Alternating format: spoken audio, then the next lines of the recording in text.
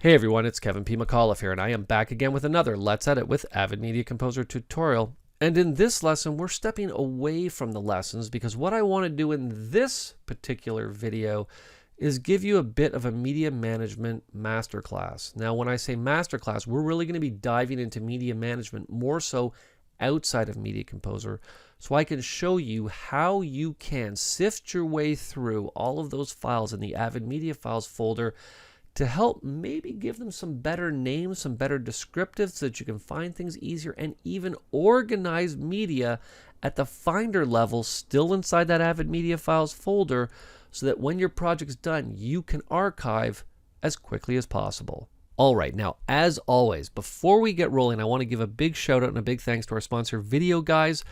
Don't forget, you can find links in the show notes below so that you can get on over to their website, get your Media Composer subscription.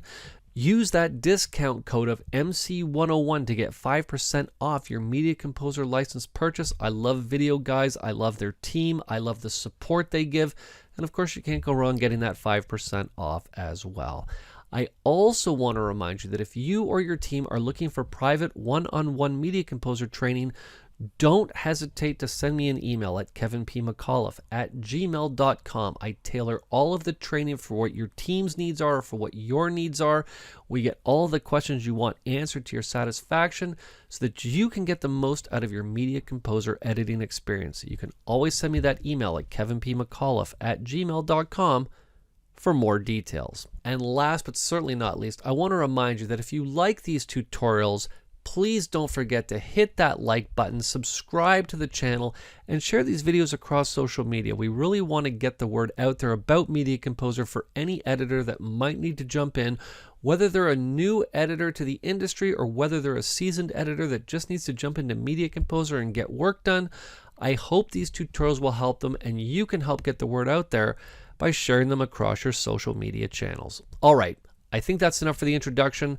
Let's just get into Media Composer and let's get rolling. All right, so as you can see, I am at the desktop level here. Keep in mind, Mac friends, everything that I'm showing you here will work exactly the same on the Mac. Just follow along, utilize the Mac equivalents, and you will be good to go, just as my Windows friends are right now. So the first thing I want to do is I want to call up the File Explorer. Now, I did affectionately call this, I use lesson in quotes, a masterclass, because we're really going to go deep into the media outside of Media Composer so I can show you what's going on, how you're going to be able to understand what's happening, and more so how you're going to be able to organize yourself outside of Media Composer to organize yourself inside of Media Composer. So at the end of the day, not only will your edits go much smoother, but so will your archiving when you are done. All right, so the first thing I want to do is I'm just going to head to Media 1. That's actually Media 3 that I want to go to. I'm going to go into Avid Media Files. I'm going to go into MXF.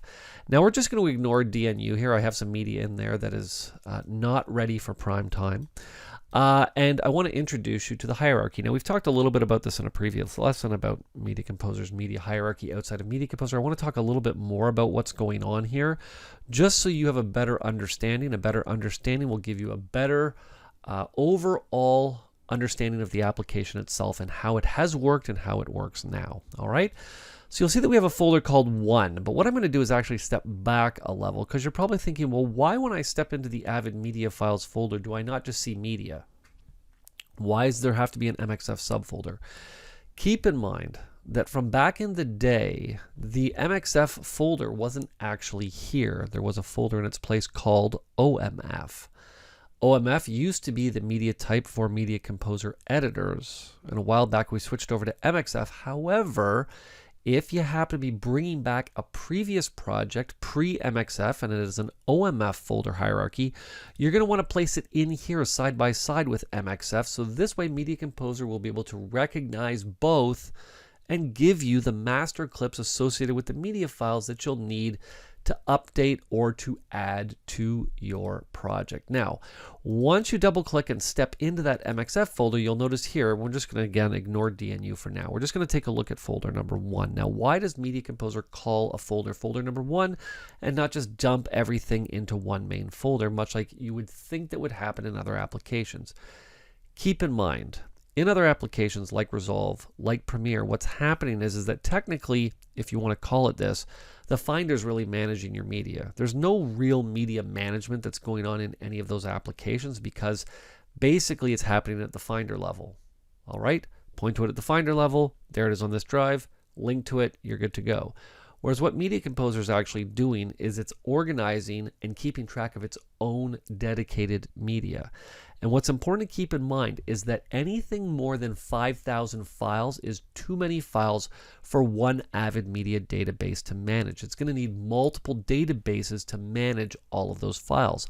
So the easiest way for Media Composer to do that is to simply then create a folder called, appropriately enough, folder number 2. All right.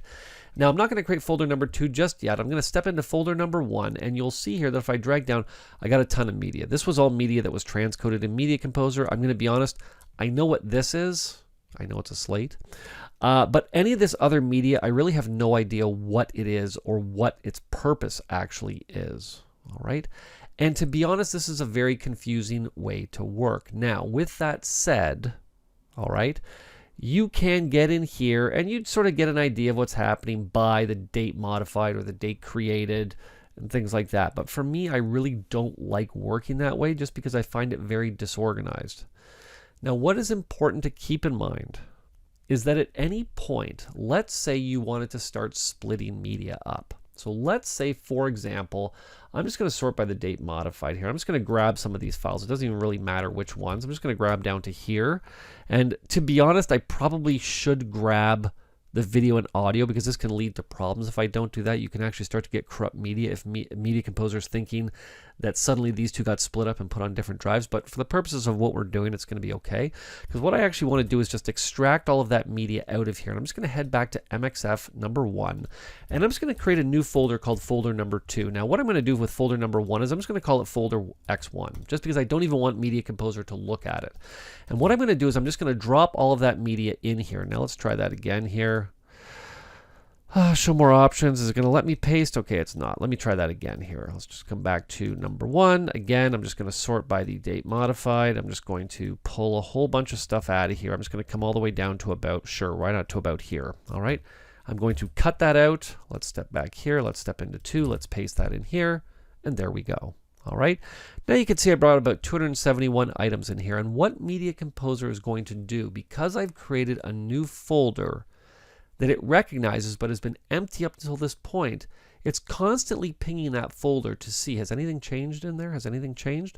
Because if it has, I might need to examine what's going on. And as soon as I step back into Media Composer, you'll see it immediately says, hang on a second, something's going on in a folder I recognize, but there's no database associated with it. So let me actually make a database that's associated with those files. And I'm just going to scroll down here all the way to the bottom, and you can see there are the database files, more specifically this one here, that's associated with all of this media. Now you're probably thinking, well, Kev, that's fantastic. You know what I'm going to do? I'm just going to try to bring some of this media in. So what you do here, let me just expand this out, is you come to the source browser. We're just going to navigate to that folder here. I believe it was in here, Media 3, Avid Media Files, MXF. Let's go into 2. Let's just select one of them here. I'll select a video file because it doesn't really, we'll select that one. I'm just going to link to it and nothing happens and I get an error telling me it wants me to import it. So what's going on? What's important to keep in mind is that Media Composer assumes that everything that currently lives in that folder has already either been transcoded or imported and currently lives in Media Composer. So anything that I want to try to bring in from that folder, it's going to say, do I want to import it? Well, I don't. But what's important to keep in mind is that I've already established that there's a database that contains all of that media information in it inside of folder number 2. So what I can actually do here is if I sort by it, I should probably sort by the file size because it's probably going to be one of the smaller file sizes. Actually, look at that. The database is actually fairly big here. So let's just come down to the database, see if I can actually find it. If not, I'll do it the old-fashioned way here. Sometimes it's just slightly annoying and I go zinging past it. Let's just see if it's back down at the bottom again here. This is folder number 2. It is. Let's just scroll. We'll see it soon enough here. You can see this is really why you don't want to do things this way.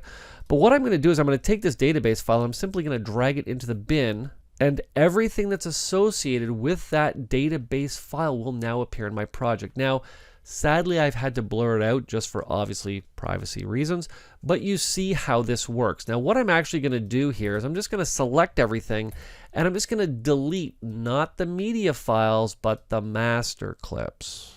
All right, I'm going to select just the master clips, and I'm going to delete them. I can now unblur everything. And what I'm going to do is just minimize Media Composer, because you'll see we're still in folder number 2. I still have access to all of that media, and everything is still good to go. So if there's ever a situation where you delete master clips by accident, you can always get back at them by simply dragging the media database back into a bin and sorting through all of the files. Now keep in mind, if you have folder number 2 that contains 5,000 files, you will be rebringing in 5,000 files that you'll then need to sort through.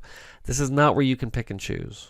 But I'm going to show you another way that you can work and another way that you can think about how to get started with a project that's really going to help you stay organized, again, not only in the project, but at the Finder level as well, so that you can archive when you're done.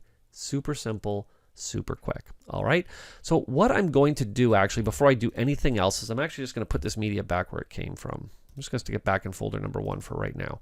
All right, now with that done, what I'm going to do, actually I probably shouldn't have closed that window. I'm just going to come back here. What I want to do is I want to come down and I want to sort of, I'm going to say introduce you to a new way of thinking about media management inside of Media Composer.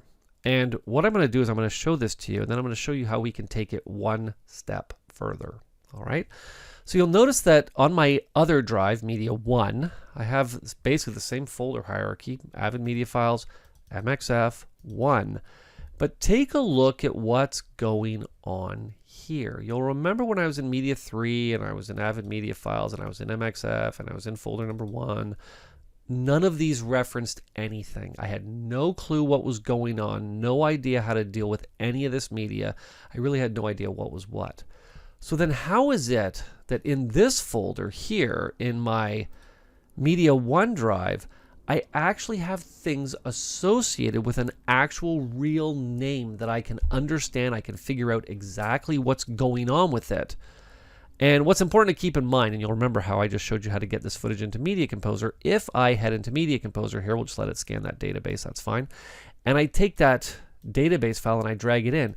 This is actually all the media that we're currently working with in our project. I actually just retranscoded it. But I transcoded it in DaVinci Resolve. Now you're probably thinking, Kev, why would you transcode it in DaVinci Resolve? Well, there's a couple of reasons. One is for the reason that you actually just saw. This exact reason right here. You'll see that I can get in and I can actually have proper file names just like this. I can have it all rendered out nice and easy. I can render it at low resolution. I can render it at high resolution. When I bring it into my project, all that metadata travels right the way through, right to the project, and everything is named the way that I had it when I brought it in. Now, let me stop for 1 second right here and preface this by saying that what's important to keep in mind with this is that these names here are based on the names of the original master clips. So keep in mind, if you're coming from a camera card and the name is 1248, 12620, whatever, that's what the files are going to be named when you export it. But that's still a very simple way for you to keep track. If you know that on the camera card you already have things listed off, a producer already has all that information with all those names, you can easily send that information back and forth quickly and easily to find what you need and already have things named the way that you need it to go when you get it into Media Composer. All right. I just happen to have all these files named this already from the CineStudy footage that you have available to you that I had linked in the show notes below. All right. So let's find out how I actually did this. Well, I did this inside of DaVinci Resolve, and I want to show you right now how I did it. All right, so what I'm going to do is simply Command or Alt and Tab into DaVinci Resolve. Now, I called this project, appropriately enough, Avid Media Creation. You can really call it whatever you want. It really makes no difference. And what I want to do is I want to bring in all of this footage to get us rolling. What I'm going to do is simply right-click, and I'm going to add folder and subfolders into Media Pool and create bins. Now, what's important to keep in mind, again, about what I'm showing you here, this can be camera cards, this can be footage the way that I have it now. It can really be anything that you want it to be. And it really doesn't matter the type of timeline you drop things into. Now, for me, I'm going to drop everything in at 1920 by 1080. You'll see here it's 1920 by 1080. It's all good. What I'm going to do is I'm simply going to select everything, right-click, create new timeline using selected clips. Now, I'm only going to give these timelines names so that I can associate them with a folder when I output them. So I'm going to call this card 1. Okay? It's not really a card, but you sort of get what I'm getting at here. I'm going to right click. I'm going to come to new timeline using selected clips. Of course, appropriately enough, card 2. Again, scene 3. We'll right click, create new timeline. Card 3. Again, same thing here. You'll see now this is obviously going to vary based on how many cards you have in here. Card 4. And last but certainly not least, card 5. Now you could have called it scene. You can call it card. You can really call it whatever you want to call it. And let's call this card 5. All right. Now, believe it or not, I'm actually done. You don't have to do anything else inside of Resolve if you don't want to.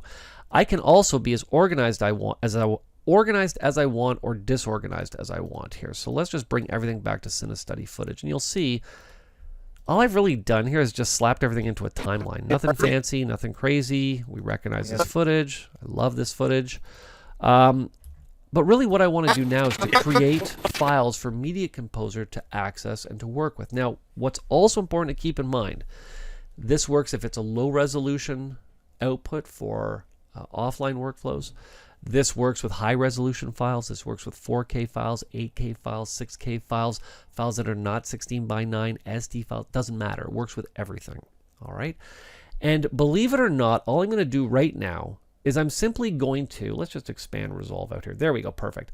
I'm going to head to the Deliver module. Now, what's important to keep in mind is that if you're working in an offline scenario and you want to burn information in, you can also do that here at the Resolve level as opposed to doing it at the Media Composer level by simply navigating down to Data Burn In.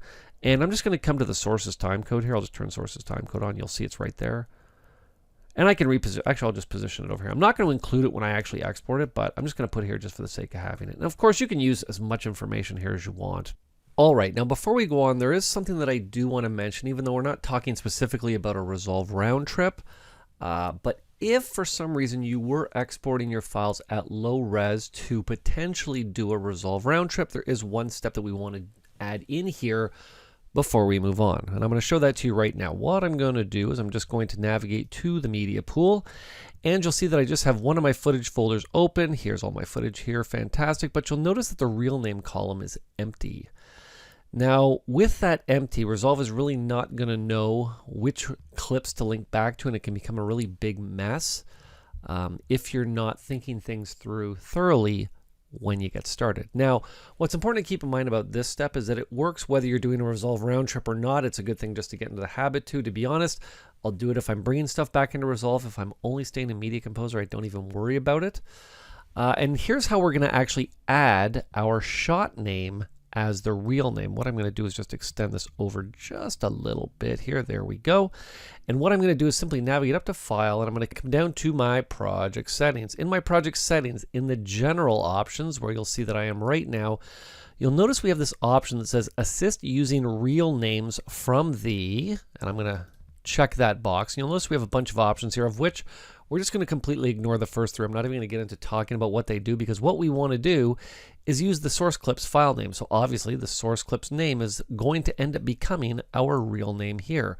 All you do is you simply check that radio box and you say save, and as soon as you come back out, you'll see immediately that that column is populated with the name of the clip. Now, again, this is just metadata information that's going to be transferred back and forth, and you won't even know that it's even there. And again, if you're only sending footage to Media Composer in high resolution, you might not even need to do this. It's a good habit to get into, like I said.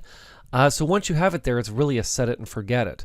Now what's going to happen is that if you're sending low res to Media Composer to then come back to relink to the high res media, you'll actually have the easiest way to do it right here. All right, so what I'm going to do is I'm simply going to head back to the edit module so that we can then jump into our output module and keep going. Now, one thing I do also want to say, and just something important to keep in mind, is that if you're going to be doing this little workflow I'm showing you here, keep in mind that you can actually add all your LUTs and things like that, technical LUTs here in Resolve. So when you send it over to Media Composer, you don't actually have to jump into your source settings to do all that applying of technical LUTs and things like that. You can actually do it right here in Resolve if you want, but the beauty part is that choice is up to you. But what I'm going to do is simply head to the Deliver module. Now, this gets a little bit daunting, especially if you're new to Resolve and you don't quite understand what all of this stuff means. Now, there's two things that we want to focus on at the beginning. And what I like to say is I like to start at the right. And what I mean by that is right here in the Render section and in the Video, Audio, and File section. Now, because I want to export not this timeline, I want Resolve to give me individual clips based on what is in the timeline. I want to make sure that individual clips is selected first. Not single clip that will export this entire timeline as one clip. Not what we want. All right. So we want to export individual clips. All right. Now the next thing that we want to make sure of, and this is why I always tell editors jump to File next, is that I don't want things to have a custom name, meaning that I have to name them. What I want Resolve to do is to go back to the source's name and export that as the file name. So if it's a camera card name, in this case, if I zoom into my timeline here, you'll see I have it scene B take 1.mp4, scene B take 2, etc., etc. Whatever the file name is of the source's file name in my media pool, that's the name it's going to give to the file that it exports. All right. Now, you can really go to video or audio next. It really doesn't make a difference. I'll just go to audio. I only have 2 channels of audio, so I'm only going to worry about 2 channels. But if you had 4, 6, 8, 12 channels, you'll see you can get in and actually add as many channels as you want right here. All right. I'm going to stick with 2. In most cases, what I like to tell people is better than confusion. Always tell Resolve to go with whatever the source has. That's what we want to do here. If the source has got 12, we'll go with 12. If the source has 2, we'll go with 2. All right, let's head to the Video tab. Now, here's where the decision has to be made. How do you want to export? High resolution, low resolution. But let's not even talk about resolutions right now. Let's talk about raster dimensions. Raster dimension meaning 1920 by 1080, 3840 by 2160, 6K, 8K, 12K. Remember, Resolve is just going to do whatever we ask it to do. Now, in most cases, I'm going to say most, if you're working in an offline workflow, chances are what you're going to want to do is render out at low resolution codec and potentially keep the raster dimension of the original files if they're 4K or 6K or whatever. All right. So to do that is actually very simple. You'll see, again, much like in the audio, we can render out at the source's resolution. I'm just going to check that. And as soon as I do that, you'll notice that the resolution is immediately grayed out. All right. Now, I'm not going to worry too much about this, only because my timeline is 1920 by 1080, but something important to keep in mind. All right. If you are working with the free version of Resolve, that only gives you the capability to output file sizes up to 3840 by 2160. If you want to export low resolution at a higher resolution than that, you will need the full version of Resolve. All right, so keep that in mind. Again, I'm only dealing with HD 1920 by 1080. I also know that because I'm rendering at the source's resolution, I'm going to want to stick with DNX HR. I don't need to go with DNX HD. And you'll see here I can choose low, standard, high quality, 10-bit, 12-bit, 444, etc., etc. For me, I'm only going low bandwidth. I'm simply going to select low bandwidth. And believe it or not, I'm now ready to select where I want to export to. In this case, I'd be looking at card 1. And I can browse to that folder, add it to the render queue, and then I can output. Now you're probably thinking, Kev, why are you not doing that? Because to save us time, I of course have already done this. All right. Now what I'm going to do is I'm simply going to minimize out of DaVinci Resolve. I'm going to head back to the File Explorer, and you'll see that on that drive, I believe it was Media 1, I actually have a folder called Resolve Exported Media, where I already have folders called Card 1, Card 2, Card 3, and what I basically did when I exported them, as you can see, there's the video, there's the audio for that one, there's the video, there's the audio. I simply took it and I copied it and I pasted it into the Avid Media Files folder in MXF in 1 There they all are there. And you saw what I did. I basically just took that database file and I dragged it and dropped it into Media Composer, and I then had access to all of my files all set to go. Now what's great about this method is that it's actually going to give me even more information than I had originally. Now I'm going to show you that in just a second. What I'll do is I'll actually create a new project and show it to you because I actually kind of already blew it away here. But I'll show you that in just a second. All right. What I want to do here though is I'm actually just going to delete all of this, not the media files, just the master clips, because I want to take this concept one step further. All right. So this is pretty cool, and this is a pretty simple way to organize things. However, I'm only dealing with what, 90 items. Okay, it's actually like 87 items because we got these two files in the creating folder. So we're dealing with 87 items, that's fine. But what if you're dealing with 3,087 items? It's still going to get a little bit crazy. All right. So here's what I want to show you. What I'm going to do is I'm actually going to take all of this footage and I'm going to take it out of here. I'm going to cut it. And I'm going to come back to the root level of the MXF folder and I'm going to paste it in here. Now, of course, I've taken this out. There's nothing in here. If I go back into Media Composer, it immediately scans that database. There's nothing there. We're good to go. Okay? So let me show you something here. What I'm going to do is I'm just going to step back a level. All right? And what I'm going to do is I'm going to rename this folder Scene A. All right?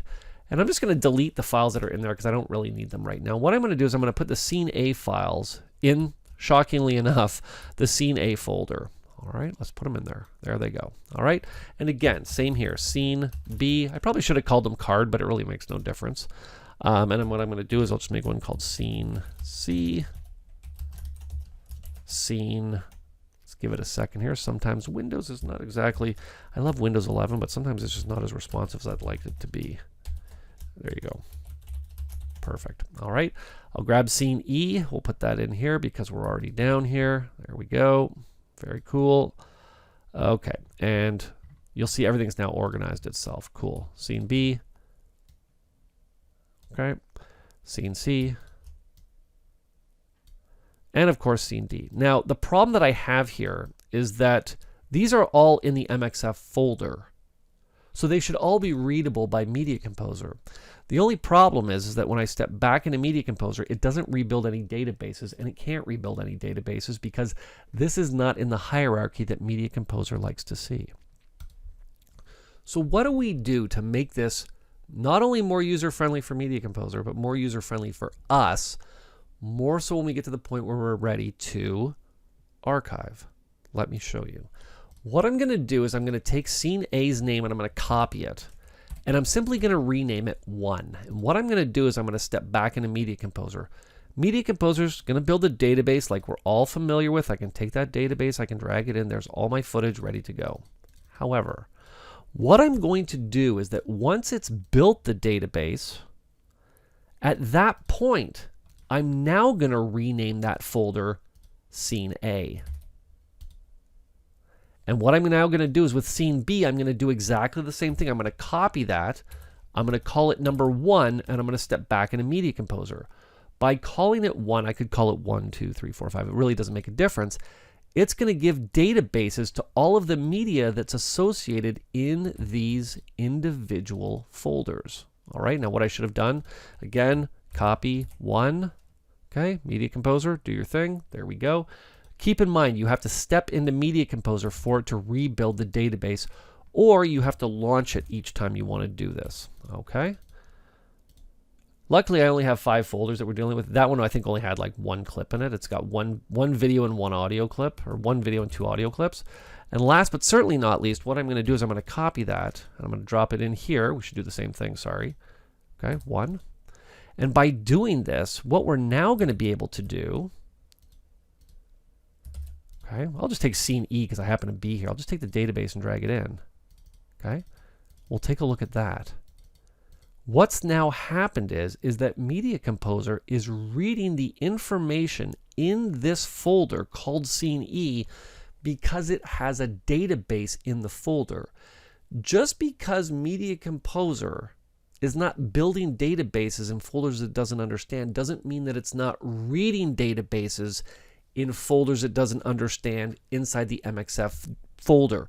It's constantly looking in these folders. What the issue is building that database file. Once the database file is built, you can have a folder with any name you want. As long as the media and the database are in that folder, you can now simply take that database, drag it into your bin, and you're all set to go. So take a look at what we've just done. We've now gone in and completely organized this project's media at the Finder level, not just in Media Composer, at the Finder level. Now what we can do is create bins based on these folders to even more organize ourselves in our edits. And when we're done, we might have render files and this, that, and the other thing that, the producer might just say, you know what I just want? I just want the media that we used and the original camera raw footage that we transcoded to low resolution. That's what I want to archive. So instead of you having to go through hours of trying to figure out the media tool and all these cryptic names on files, you can literally step into the MXF media files folder and look right there and be like, I know exactly which. Now remember, these would be called card 1, card 2, card 3, card 4, card 5. But you understand what I'm getting at. This is a fantastic way to stay organized outside of Media Composer to keep yourself organized inside of Media Composer, so when your project's done, it's ready to archive in a matter of seconds. Now, I didn't forget about what I talked a little bit earlier about the resolve metadata. Let me just delete those media files there, or those master clips. What I'm going to do is I'm just going to create a new project called Doesn't Matter. Doesn't matter what I call this project. All right. So we're going to call it Doesn't Matter. I'm going to create. And let's see if I can get it to do it here. What I should probably do is I'm just going to create a new user, because normally this works the first time that you do it. And I'll just create a new profile. It's going to actually let me create, I'll just create a new one. I'll just call it, resolve metadata. Why not? Okay. There we go. Very nice. Unfortunately, whenever it does that, it always likes to space my stuff across two windows here. So I always just like to bring it on back here. There we go. And one last thing is I'm just going to turn that host panel display off. Very nice. All right. Now let's take that database file and let's bring it back in. And as soon as I do that, you'll now see that what Media Composer has done is it's given us a lot of information here. Now keep in mind, if this was a raw file, if it was a log file that had all of this additional information like f-stops, ISO, and all of that type of information from Resolve that was associated with this clip, you would actually see new columns in here associated with that. But more importantly, take a look at what's now appeared in the comments column. It now says created by Resolve. You'll even see that what it's done is it's actually associated the tape name with the database ranking of where that file originally came from. Okay, so this is a great way. I could now come up and I could save this as, a view called Resolve 1 or Resolve metadata or whatever I wanted to call it. So when I bring footage in, or even if I wanted to switch back and forth and maybe I needed to, tell the producer what f-stop or what ISO the raw footage originally was, I could actually do that, assuming I saved the view right here. All right. So this basically wraps up our masterclass talking about media, and I thought it was important to circle back and talk about it now that we're sort of a few lessons into talking about Media Composer. This is important, especially if you're an assistant, just really getting started in Media Composer, because in a lot of cases you can step into massive, massive projects and not really know where to begin, and you can easily find yourself getting lost with just days of media. But if you stop and think about it before you get rolling, you can easily get yourself on track and stay organized as you go. Maybe each day what you want to do is create a new folder called Day 1, Day 2, Day 3, Day 4, and be putting all the media files that were created each day in there so you can keep track of them. Just make sure you create that database file so you'll always know where everything should live with a click of a mouse.